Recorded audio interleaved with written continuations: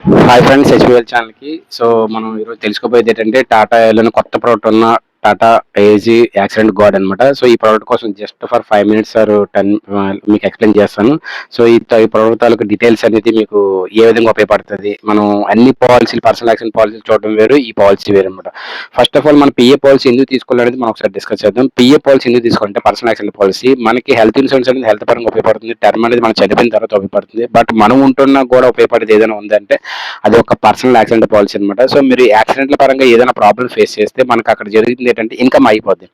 But ఇక్కడ income ఆగకుండా కూడా మనం హ్యాపీగా మనం ఏదైతే ట్రీట్మెంట్ తీసుకుంటూ దాంతో పాటుగా ఇన్కమ్ జనరేట్ చేసుకుంటూ కూడా మనం దీన్ని తీసుకోవచ్చు అనమాట. సో అది ఏ విధంగా ఏదైతే ఉపయోగపడుతుందన్న కూడా మనం ఒకసారి దీన్ని తెలుసుకుందాం. సో ఇందులో మేజర్గా మీకు బుల్లెట్ పాయింట్స్ మీకు చెప్తానండి. సో ఇక్కడ మనకి ఏంటంటే పర్సనల్ యాక్సిడెంట్ పాలసీ 1 year తీసుకున్న వ్యక్తికి ఏదేదైతే మనకు కవర్ అవుతుందో చూపిస్తున్నాను.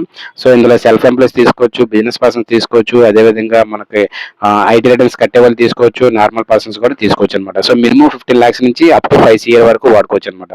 సో వీళ్ళకి ఏంటంటే బుల్లెట్ పాయింట్స్ అంటే దీనికి మనకి మేజర్గా పర్సనల్ యాక్సిడెంట్ పాలసీ అంటే ఏంటంటే బై డెత్ అయితే వస్తుంది ₹1,00,00,000. బట్ యాక్సిడెంట్లుగా డిజబిలిటీ అయినా అంటే పర్మనెంట్ డిజబిలిటీ అంటే 2 కాళ్ళు 2 చేతులు అలాగే పోయింది అనుకోండి, దాన్ని కూడా మళ్ళీ వస్తుంది.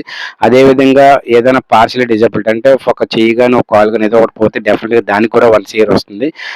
అది కాకుండా ఇందులో మేజర్గా 3 points నాకు బాగా నచ్చినవి ఏంటంటే ఇందులో లోన్స్ అనేది ఏదైతే ఉన్నాయో, ఎవరికైతే లోన్స్ చాలా మంది హౌస్ లోన్ కడతారు, మొబైల్ లోన్ కడతారు, ఇవన్నీ కూడా ఇందులో మెన్షన్ చేసుకుంటే మనం కానీ ఒకవేళ ఇన్ కేసు కానీ డెత్ కాజ్ అయ్యి చనిపోతాం డెఫినెట్ గా లోన్స్ అన్ని కంపెనీ కూడా క్లియర్ చేసుకుంటారు అనమాట. బట్ కంపల్సరీగా ఇందులో మనం మెన్షన్ చేయాలి ఎన్ని పాలసీలు ఎన్ని అయితే మనకి ఈఎంఐస్ ఉన్నాయి అన్ని కూడా మనం ఏమైనా మెన్షన్ చేయాలి లోన్స్ అనేది.